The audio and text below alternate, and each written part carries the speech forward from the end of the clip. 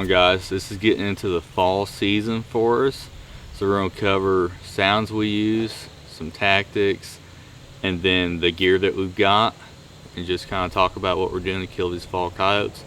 Hopefully it helps you out some and you get some more coyotes called in. All right, starting off, one of the big things is sounds. We're switching up the sounds that we're playing this time of year. We're running a Fox Pro X24. This call, if I had to describe it just by picking it up, feels absolutely bulletproof. You can tell this thing's made in America. You know, you could probably run it over with a truck, shoot it. I just feel like it's absolutely indestructible.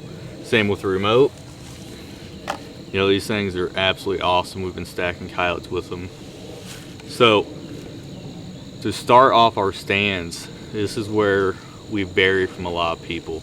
We're not running many vocals this time of year. There's nothing wrong with howling. You're gonna kill a lot of coyotes this time of year howling. The reason we don't do it is because we're gonna re-hunt a lot of stuff the next few months. So we're hunting stuff right now and stick to prey distress, and then end with pup distress. Then we go back in 6 weeks and farm's fresh because we're running a lot of hows starting off. So different sequences give us the ability to hunt these farms more while you've got all these coyotes dispersing and running around. So for instance, it sounds silly, but super simple, and it gets coyotes killed. We're sit down, you know, make sure you get into your stand being undetected, make sure you got a good wind. I love having the wind hit me in the face or a crosswind. You know, if you got the coyotes off this way, you have the wind blowing that way. And then you get into some trickier winds. You know, you can have the wind kind of coming over that way, and you just offset the call so that that coyote comes in to work the wind and it actually brings the coyote in front of your rifle. But you know, it just depends on how you like it. Just make sure you know what the wind's doing so you can adjust your setup for that, and you know where to expect those coyotes. You can kill a lot of coyotes by giving them the wind if you know what they're going to do and you catch them before they get to that spot. So we're sit down, we just turn on prey distress. You know, Mr. McCottontail has been the one that we're starting with right now. Volume 24, 26 starting off. They got ears. I like to make sure we blow them off, so I don't run the volume very low very often. I haven't noticed any coyotes getting blown out by it, so I'm going to keep on doing it. You know, we're calling coyotes in under 30 seconds, starting the volume like that. Those coyotes are right on top of us. So I just like to start with substantial volume, and then I can work it up a little bit if I need to. But we'll start with Mr. McCottontail, play that for 5 minutes. I'll pause it, 30-second break, and then I'll go into another prey distress. Might be Mrs. McCottontail, might be Lightning Jack, Cagey Cottontail. You know, there's a lot of good options. And then I'll pause it for 30 more seconds, and then I'll go into pup stress or like a social interaction sound from MFK. I might do both. I might hit pup stress, let that play for a minute, and then roll right into a social sound, or do vice versa, social sound for a minute and then immediately go into pup stress. That's what our sequences look like. If we kill a coyote early on, we'll roll over after the shot into the pup stress. We might let that run for 30 seconds to a minute.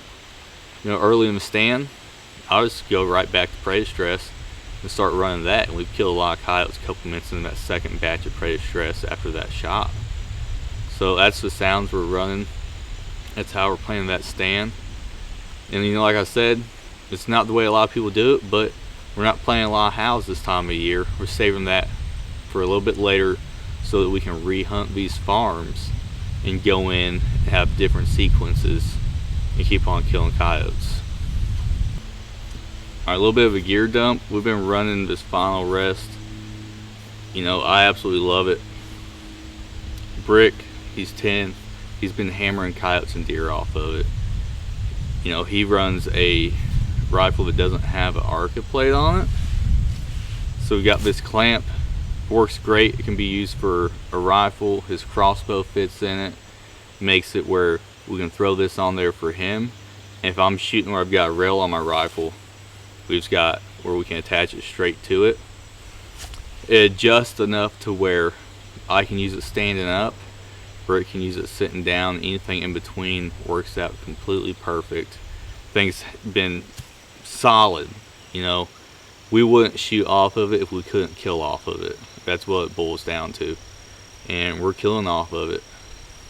So we've got the sounds, a little bit about wind, and our tripod setup. Something that I definitely want to talk to you guys about is our clothes for getting into the fall, starting to get a little cooler.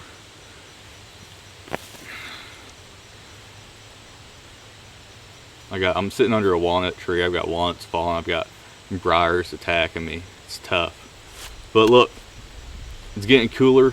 We've got two things that are absolutely dynamite right now. This lightweight jacket from Huntworth, love it. It's lightweight. It's kind of stretchy. You can move around. You're not constricted. You know, if it's 40 degrees in the morning and a little cool, you're good with it. If it gets up to 60, I think right now it's almost 70 degrees, got a little bit of a wind, and I'm still fine. I'm not dying. It's going to cover you for all those mid temperatures where it's pretty cool in the morning, but warms up when the sun comes up. Absolutely love it. You got your breast pocket on it that zips. Your pockets down here zip. Huntworth gear has been with us for a while now, and we have absolutely drug it through the mud with how much we hunt. You know, for hanging stands, feeding deer, scouting, calling coyotes. I've taken it to Idaho. We've been in Kansas, Nevada, and it has blended in perfectly everywhere we've been, and it's withstood the test. Another thing that I really love is the heat boost line. When it gets cold, heat boost is an absolute game changer. And now we got a heat boost vest. Those cool mornings, throw a hoodie on, throw the vest over it, nothing better. You know, you're not constricted on the arms, you just got a hoodie, but your core is going to have this heat boost vest on. You're going to be solid. Plus, everybody looks cool in the vest, so you've got to add that to the arsenal. Here comes Rip. Come here. I can't wait to get this dude out there and hunt. But, gotta wait till breeding season.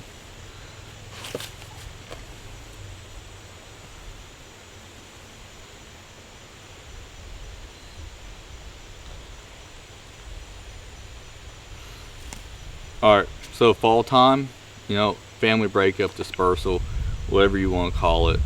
Your tactics are changing because of what the coyotes are doing in real life. We went from denning season in the summer, we're running the dogs, running only coyote based sounds, to now we've got those pups that were born in the spring. They're basically adults, they're starting to move around, get pushed out. The entire dynamics have changed, and because of that we're changing the way we call to match that. So we're sticking to prey distress. The main stuff we're going to try to cover with where we're going to hunt. If you had some places in the summer where you heard a lot of coyotes, you had a den site, you had pups, that general area is still going to have coyotes in it, or it should at least. I don't know why it wouldn't. So we're going to focus on that stuff, you know, where we had good dog in the stands, where we heard pups.